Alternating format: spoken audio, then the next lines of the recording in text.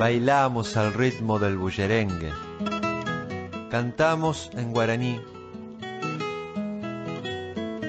nos saludamos en mapudungún, tejemos palabras al derecho y al revés, y seguimos caminando con nuevas preguntas. ¿Cuántas formas de decir quiénes somos? De pueblos y caminantes. Ya se viene el contrapunto, presten toda su atención, arranque con su razón, yo lo escucho atentamente, pa' cantar sencillamente lo que dicte el corazón. De pueblos y caminantes. Pensamos que la cultura viene a ser la levadura del pan de la libertad. Pueblo con identidad no vive en la noche oscura. Me importa más de dónde vengo que el saber pa' dónde voy.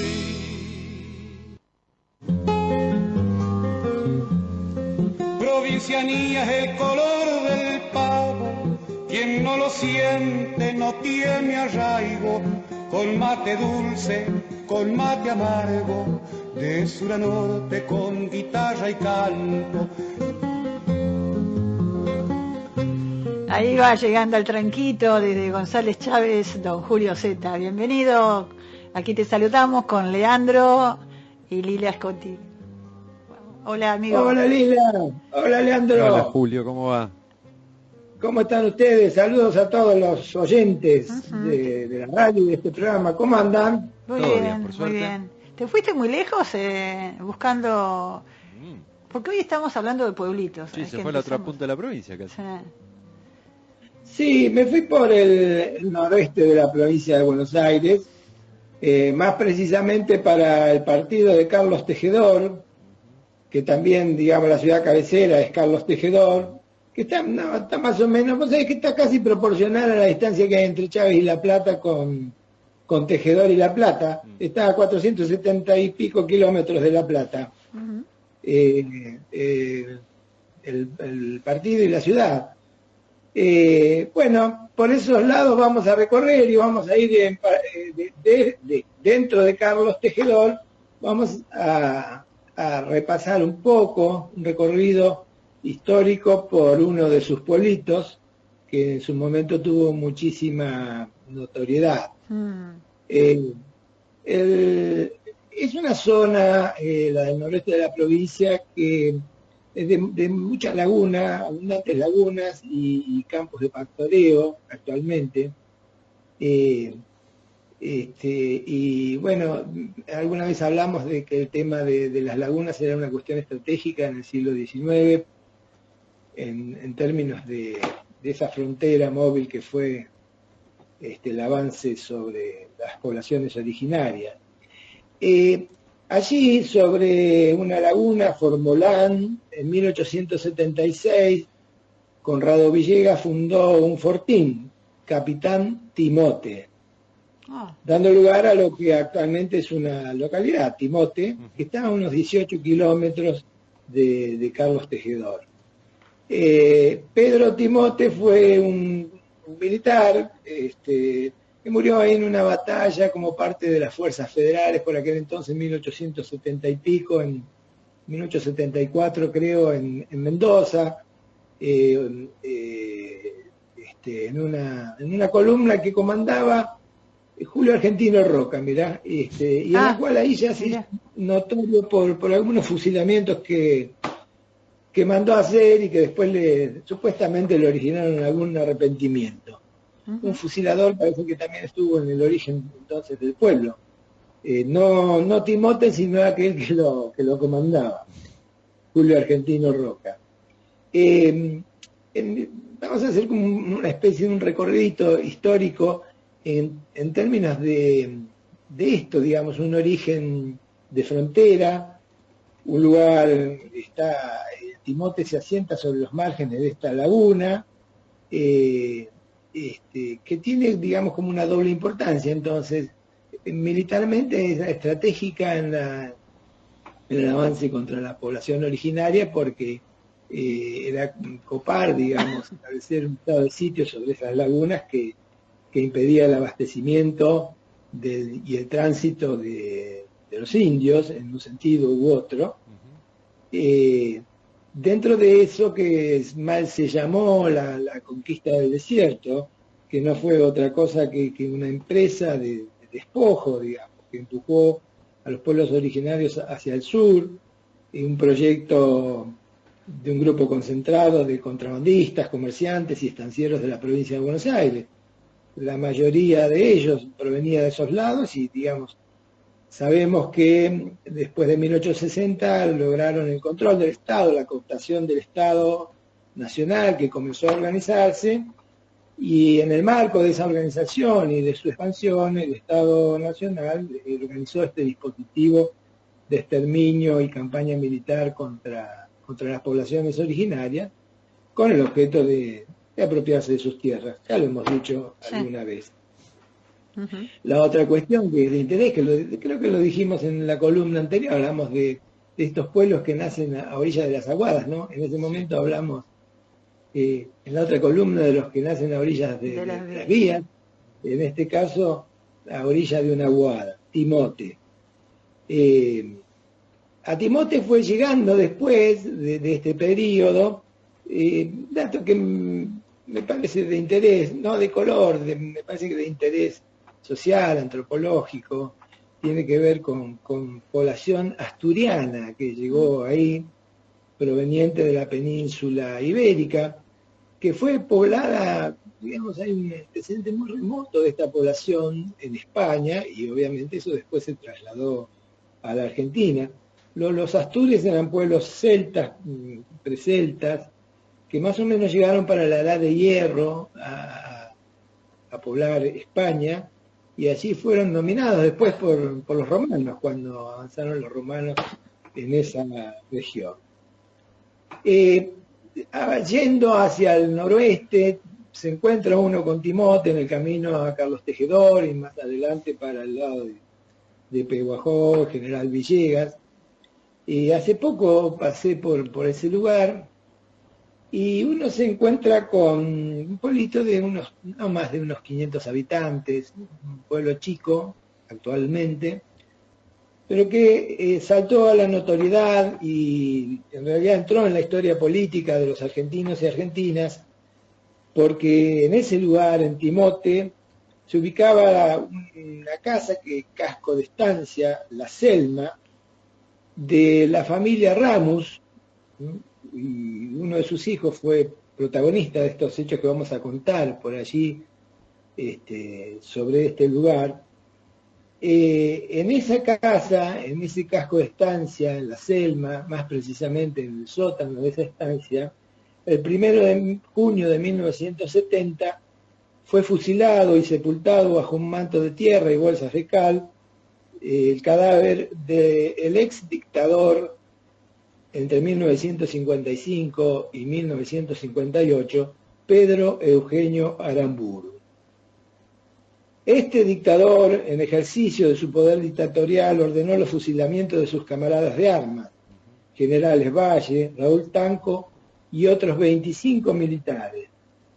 También tuvo participación directa con los fusilamientos de civiles en los basurales de León Suárez, y fue responsable directo del secuestro y desaparición del cadáver de Eva Duarte de Perón. Pedro Eugenio Aramburu entronca en nuestra historia como parte de un proyecto de odio, de negación y de exterminio de un movimiento político. Y en esos términos fue secuestrado, llevado a este lugar y posteriormente fusilado.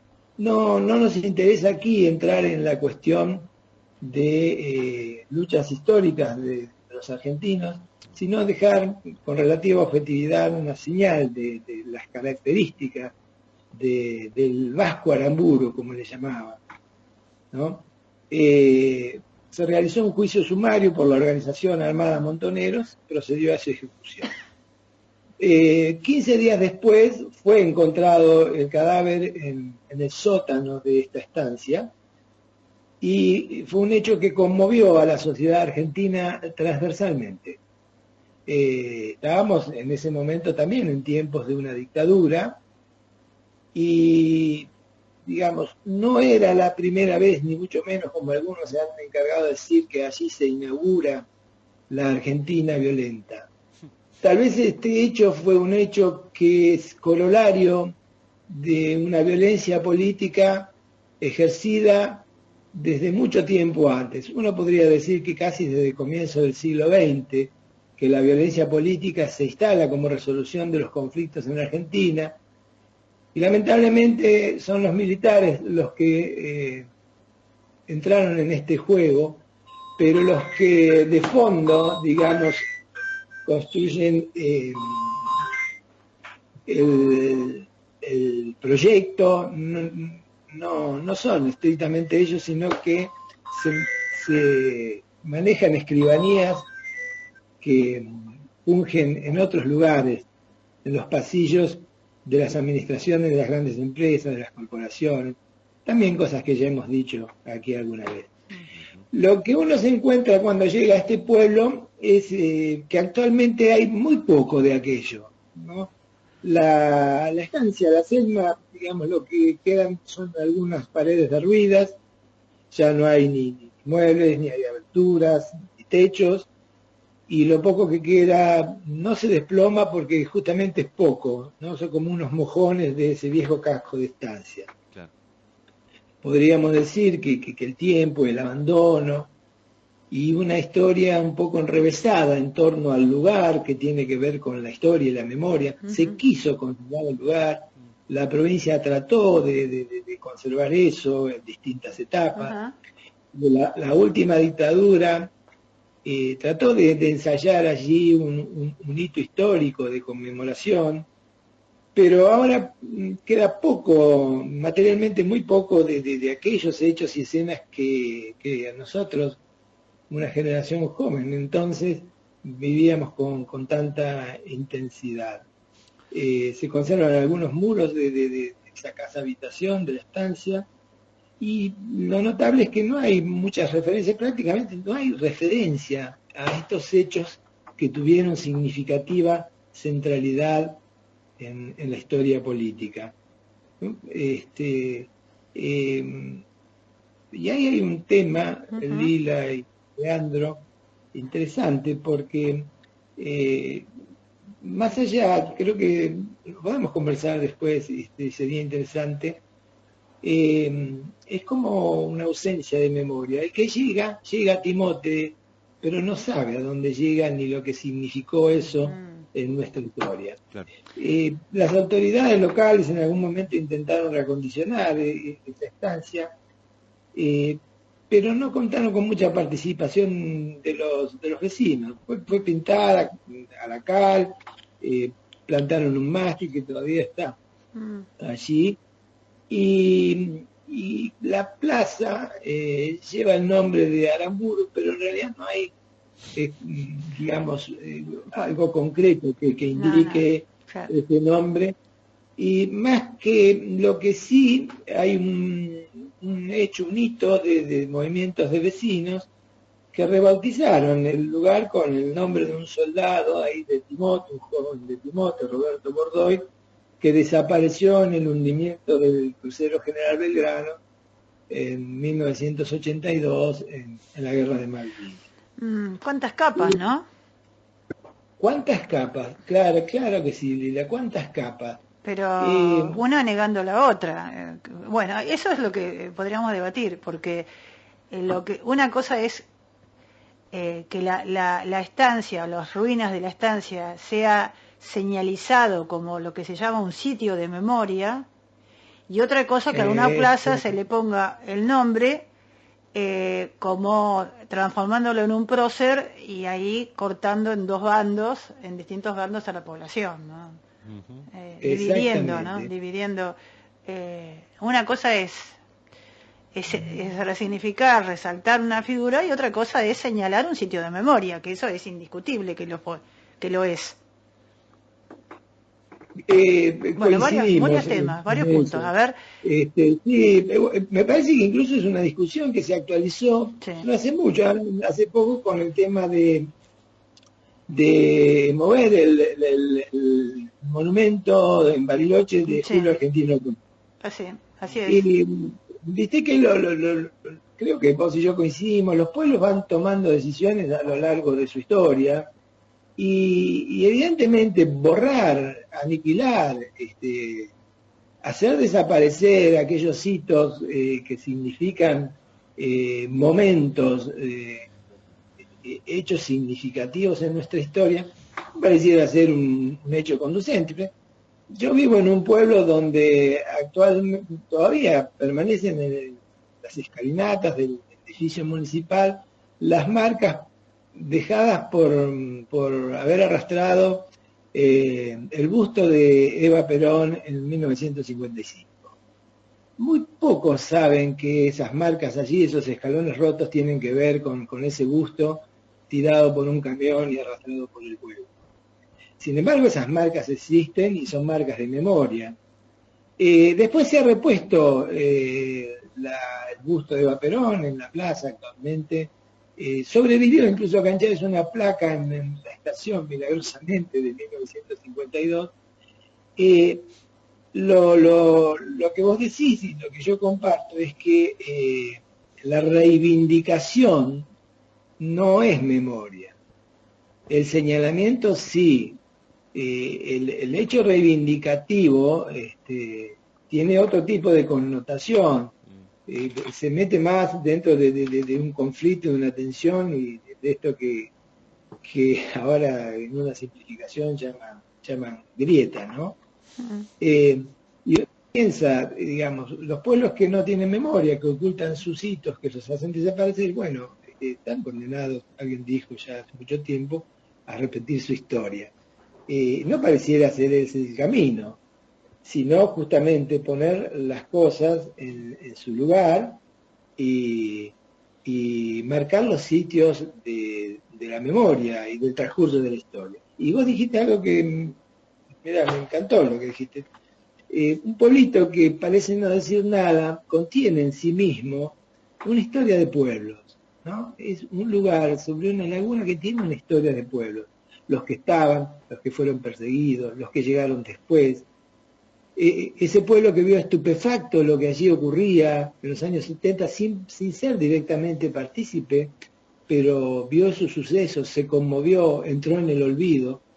Alguno reivindicó y otros, digamos, fueron por otro lado, tratando de hacer más justicia con cuestiones de su pertenencia que cuestiones de venida del acontecer nacional.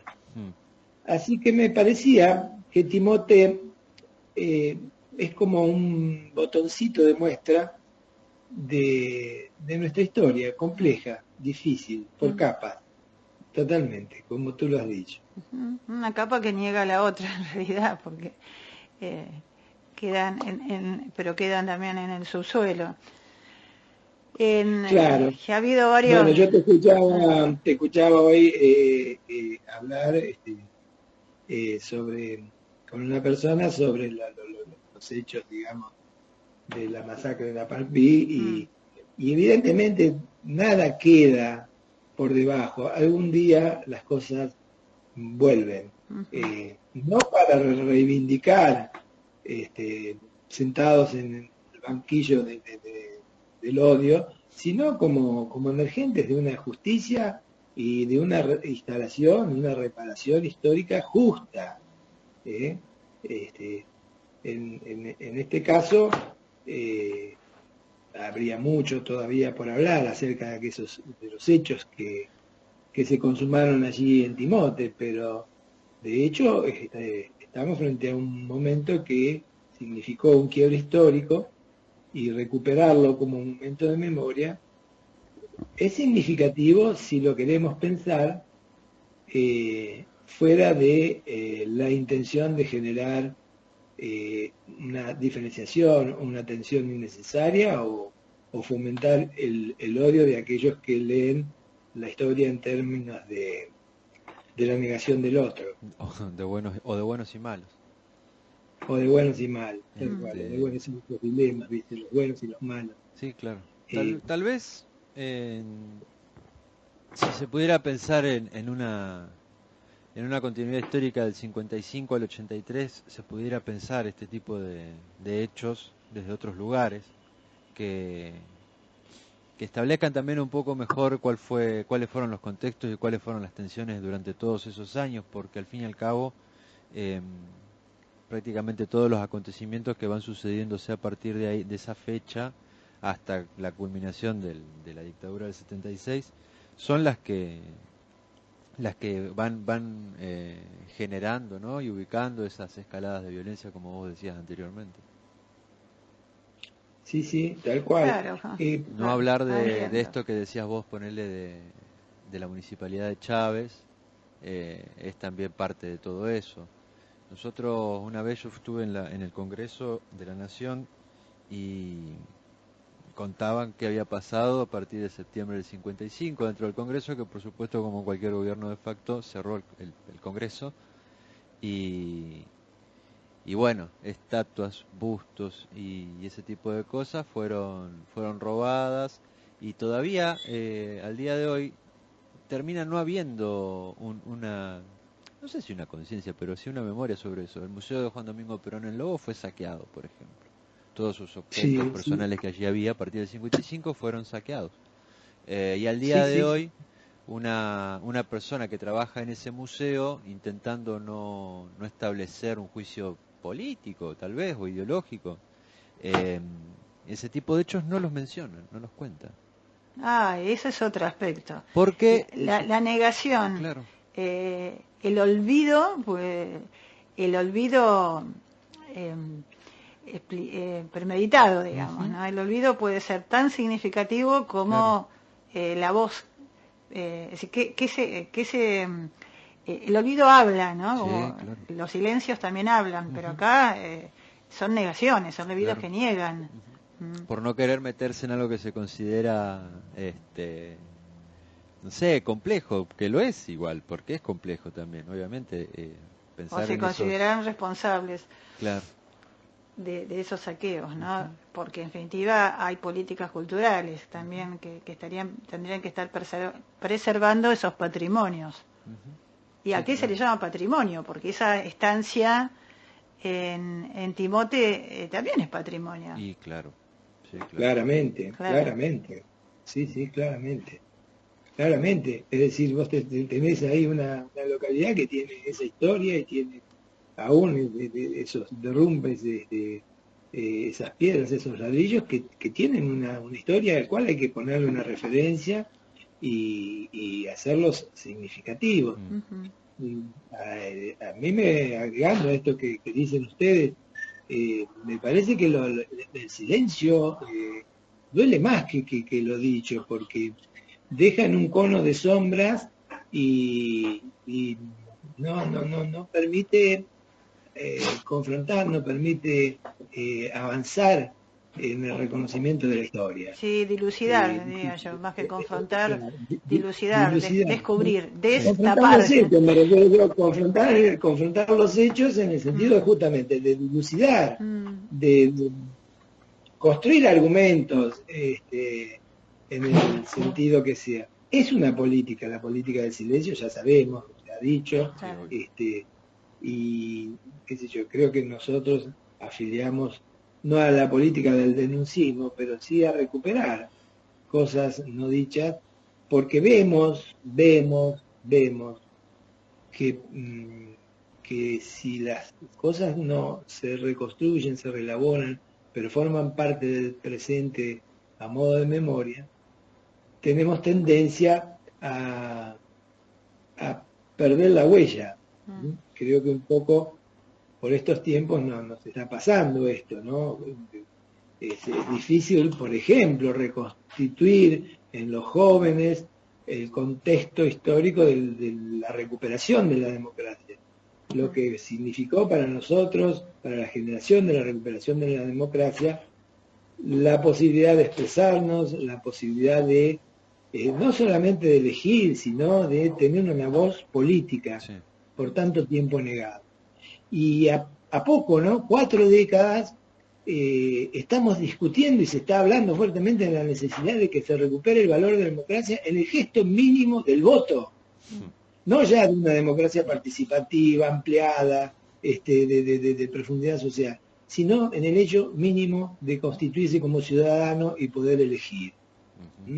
Bueno, en eso. Es uno de los ejes de esta elección que va a ocurrir el domingo. Esperemos que nos conmueva, porque que haya más emotividad, más fuerza participativa este domingo, que ya lo tenemos tan cerca.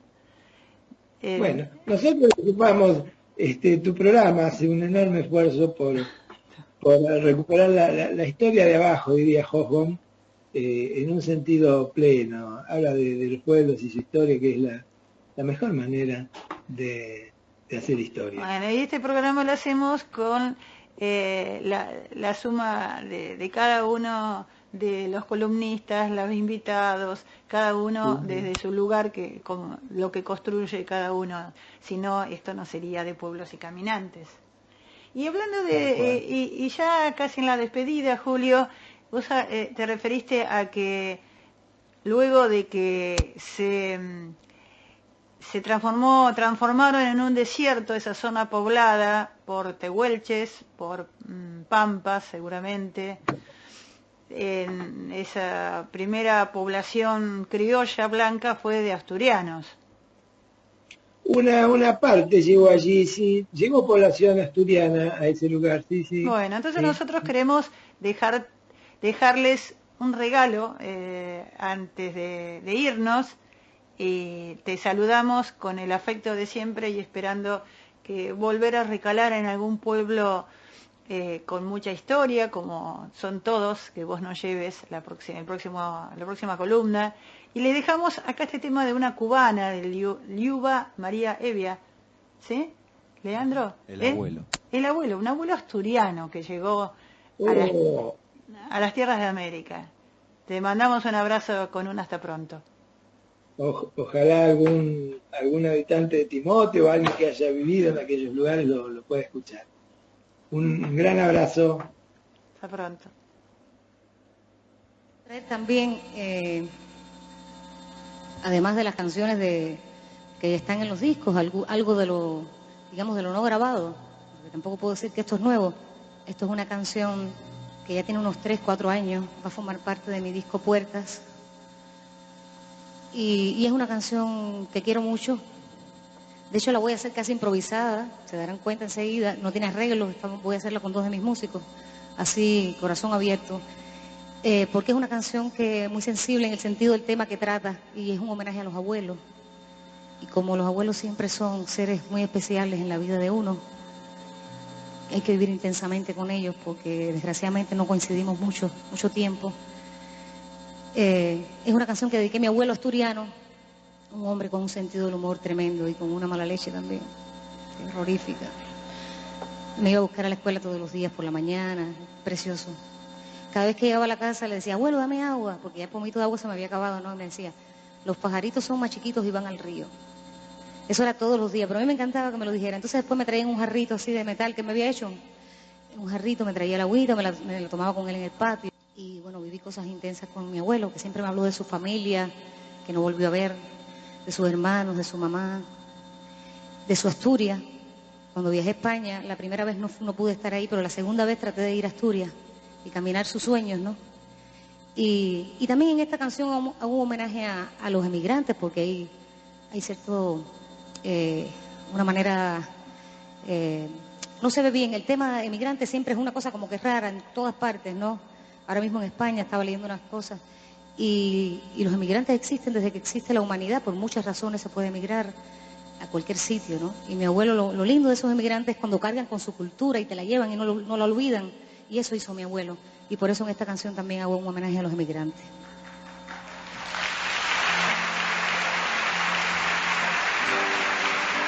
Vamos a ver si puedo recordar, hace algo más o menos. Es una canción que me emociona mucho. Dice, mi abuelo llegó en un barco, pero se trajo la luna, dibujada en un pañuelo que un día colgó en mi cuna.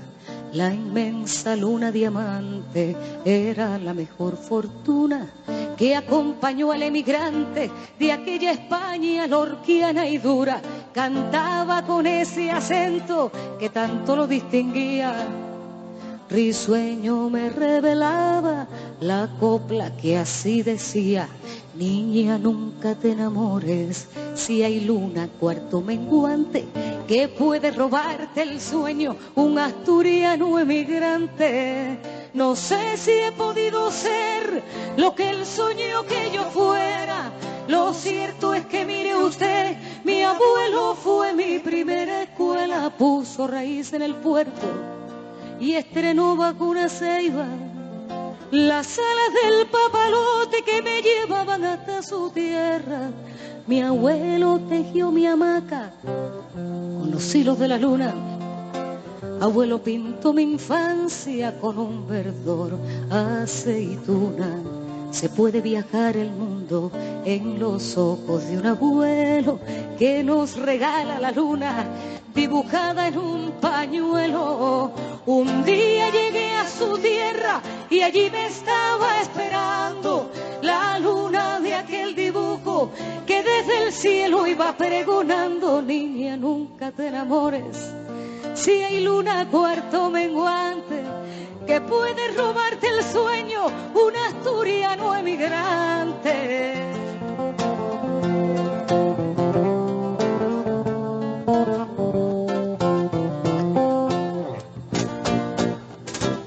Niña, nunca te enamores, si hay luna cuarto menguante que puede robarte el sueño, un asturiano emigrante.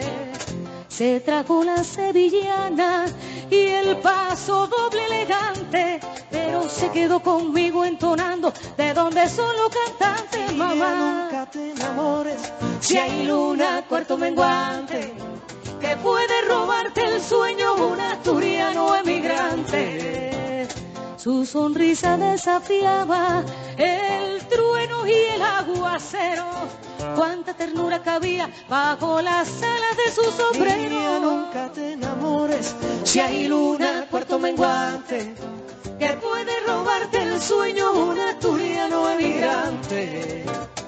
Mi abuelo tejió mi hamaca con los hilos de la luna, artesano de mis alas, carrusel para la altura. Nunca te enamores, si hay luna cuarto menguante que puede robarte el sueño, un asturiano emigrante. Mi abuela besó a mi abuelo en luna cuarto menguante. Mi abuela bebió el misterio bendito del asturiano emigrante. Niña, nunca te enamores, si hay luna cuarto menguante que puede robarte el sueño, un asturiano emigrante. No sé si he podido ser lo que él soñó que yo fuera. Lo cierto es que mire usted, mi abuelo fue mi primera escuela, puso raíz en el puerto y estrenó vacuna Ceiba. Las alas del papalote que me llevaban hasta su tierra. Mi abuelo llegó en un barco, pero se trajo la luna dibujada en un pañuelo que un día colgó en mi cuna.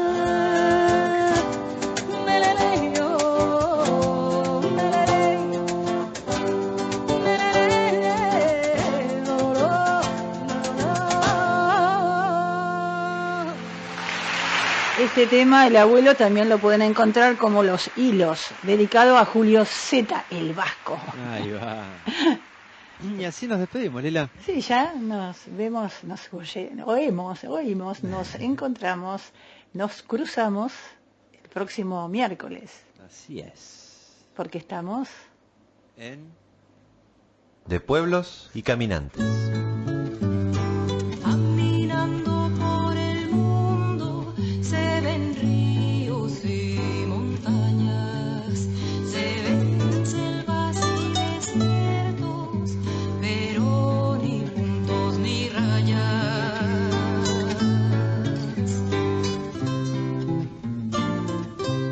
nos volveremos a encontrar la próxima semana en esto que es de pueblos y caminantes. El próximo miércoles a partir de las 16. Y así entre todos los pueblos, raya y punto, punto y raya. Con tantas rayas y puntos, el mapa es un telegrama.